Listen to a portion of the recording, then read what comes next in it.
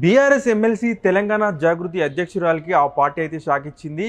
Party కార్యనిర్వాహక అధ్యక్షుడు కేటీఆర్ అయితే కవితను తెలంగాణ బొగ్గుగని కార్మిక సంఘం అధ్యక్షురాలి పదవి నుంచి అయితే తొలగించారు. ప్రస్తుతానికి తాత్కాలికంగా అయితే కొప్పుల ఈశ్వర్కి అయితే ఇన్ఛార్జ్ బాధ్యతలు అప్పగించారు. మనం చూసుకున్నట్లయితే ఈ తెలంగాణ టీజీబీకేఎస్ నేతల సమావేశం నిన్న తెలంగాణ భవన్లో జరిగింది. ఈ సమావేశానికి కేటీఆర్ కూడా హాజరయ్యారు. ఈ సమావేశంలోనే కవితను పదవి నుంచి తొలగించాలని నిర్ణయించారు. ఈ మేరకు కవితను ఆ పదవి నుంచి తొలగిస్తూ అలాగే కొప్పుల ఈశ్వర్ ఇన్ఛార్జిగా నియమిస్తూ కూడా నిర్ణయం తీసుకున్నారు. దీంతో అయితే కవితకు కేటీఆర్ మధ్య గ్యాప్ అయితే స్పష్టంగా మనకు కనిపిస్తుంది. మనం చూసుకోవచ్చు, కొద్ది రోజుల క్రితం నుంచి అయితే కవిత తన సొంత పంతంలో వెళ్తున్నారు. పార్టీ కార్యక్రమాలు కాకుండా తన సొంత కార్యక్రమాలను కూడా నిర్వహిస్తున్నారు. ఈ మధ్య ఆమె తన ఇంటి పక్కనే జాగృతి కార్యాలయాన్ని ప్రారంభించారు. అప్పటి నుంచి కూడా ఆమె తన సొంత ఎజెండాతో ముందుకెళ్తున్నారు. ముఖ్యంగా బీసీలకు రిజర్వేషన్ కావచ్చు, అలాగే భద్రాద్రి కొత్తగూడెం జిల్లాకు సంబంధించి ముంపు గ్రామాలు కావచ్చు, ఏపీలో కలిసిపోయిన గ్రామాలు కావచ్చు, వీటిపై కూడా కవిత పోరాటం చేస్తున్నారు. ఆ గ్రామాలను తెలంగాణ కలపాలని చెప్పేసి కూడా డిమాండ్ చేస్తున్నారు. అంతేకాకుండా బీసీలకు 42% రిజర్వేషన్ కల్పించాలని చెప్పేసి కూడా ఆమె డిమాండ్ చేస్తున్నారు. అయితే ఇది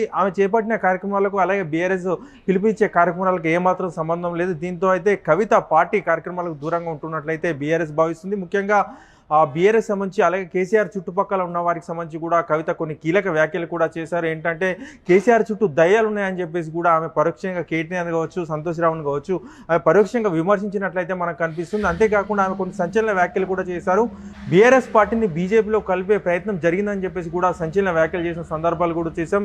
ఈ నేపథ్యంలోనే ఆమెపై చర్యలు తీసుకోవాలని చెప్పేసి కూడా బీఆర్ఎస్ అంటే అగ్రనేతలు కేసీఆర్ కావచ్చు, కేటీఆర్ కావచ్చు భావిస్తున్నట్లు తెలిసింది. ఈ నేపథ్యంలోనే ఆమె తెలంగాణ బొగ్గుగని కార్మిక సంఘం అధ్యక్షురాలి పదవి నుంచి అయితే తొలగించారు. అంతేకాకుండా ఆమె ఈ మధ్య ఒక టీవీ ఛానల్కి అయితే ఇంటర్వ్యూ ఇచ్చారు. ఈ క్రమంలో అయితే యాంకర్ ఫోన్ ట్యాపింగ్ జరిగిందా అని చెప్పేసి కూడా కవితను ప్రశ్నించగా జరిగినట్లు ఉంది అని చెప్పేసి కూడా పరోక్షంగా చెప్పారు. ఎందుకంటే తన పిఏ కావచ్చు, తన దగ్గర వాళ్ళకి కావచ్చు ఫోన్ ట్యాపింగ్ జరిగిందని వాళ్ళకు పోలీసుల నుంచి నోటీసులు వచ్చాయని వాంగ్మూలం నమోదు చేయడానికి రావాలని చెప్పేసి పోలీసులు వారికి నోటీసులు ఇచ్చినట్లు కూడా కవిత ఇందులో చెప్పారు. అలాగే ఈ ఫోన్ ట్యాపింగ్కు కేసీఆర్కు సంబంధం లేదని, కేసీఆర్ దగ్గర అంటే చుట్టుపక్కల ఉన్న వ్యక్తులే ఫోన్ ట్యాపింగ్ చేసే అవకాశం ఉందని చెప్పేసి కూడా ఆమె తీవ్ర ఆరోపణలు చేశారు. ఈ నేపథ్యంలో కూడా బీఆర్ఎస్ పార్టీలో దీనిపై చర్చ జరిగినట్లయితే తెలుస్తుంది.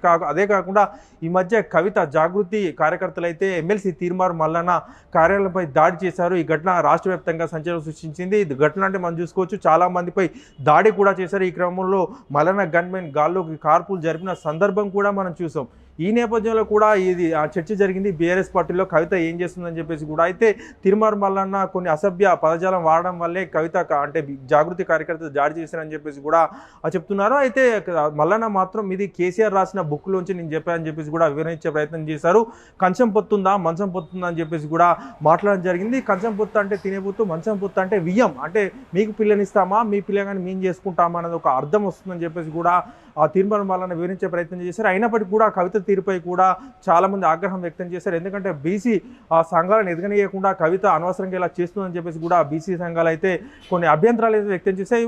మరికొందరు తీర్మానం వలన కూడా వ్యతిరేకించే ప్రయత్నం చేశారు. ఈ క్రమంలోనే తీర్మానం వలన కూడా కొన్ని సంచలన వ్యాఖ్యలు అయితే చేశారు. కవిత కాంగ్రెస్ పార్టీలో చేరుతుందని చెప్పేసి కూడా ఆయన వ్యాఖ్యలు చేశారు. మొన్న మంత్రులు ప్రమాణ స్వీకారం చేశాక వాకాటి శ్రీహరి కావచ్చు, వడ్డూరు లక్ష్మణ్ కావచ్చు, అలాగే వివేక్ కావచ్చు, వీరు ప్రమాణ స్వీకారం చేసినప్పుడే కవిత కూడా ప్రమాణ స్వీకారం చేసేది ఉండే, కానీ అప్పుడు ఆగిపోయింది. కానీ ఎప్పటికైనా కూడా కవిత కాంగ్రెస్ పార్టీలో చేరే అవకాశం ఉందని చెప్పేసి కూడా తీర్మానం వలన బాంబు పేల్చారు. ఈ నేపథ్యంలో కూడా అంటే ఈ మొత్తం మనం కవిత గురించి ఇదంతా ఏది మాట్లాడుకుని ఇదంతా కూడా నిన్న కేటీఆర్ అలాగే బీఆర్ఎస్ టీజీబీకేఎస్ నేతల మధ్య చర్చ జరిగినట్లు, అందుకే కవితను తెలంగాణ బొగ్గుగని కార్మిక సంఘం అధ్యక్షురాల నుంచి తొలగించినట్లయితే మనకు తెలుస్తుంది.